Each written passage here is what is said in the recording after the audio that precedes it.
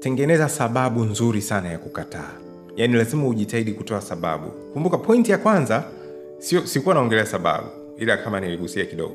Ila pointi ya kwanza ilikuwa ni kuongea kwa heshima, yani kupanga kauli yako kwa heshima, kufikisha jambo lako, kuwasilisha kwa heshima. Pointi ya pili, sababu, kuwa na sababu ya muhimu, sawa sawa. Kwa hiyo ikiwa unajisikia vizuri sana kufanya hivyo au unataka kuzungumza naye zaidi, sawa, jitahidi sana uandae jambo lako, sawa, kwamba bwana samahani sana lakini nina kazi nyingine muhimu sana ambayo ipo hapa sasa hivi, yani ukweli ningekupeleka. Kwa hiyo kama nilivyoelezea pale mwanzo kwamba labda hii kazi, sababu niliyotoa sasa kwamba inatakiwa kuipeleka hapo labda saa ngapi hapo, kwa hiyo sasa nikienda na maana huko nitafeli. Kwa hapo inakuwa ishajieleza zaidi, sawa. Nilivyoanza pointi ya mwanzo nilikuwa nimepiga na pointi ya pili pia ndani yake. Kwa hiyo kwa heshima, alafu toa sababu,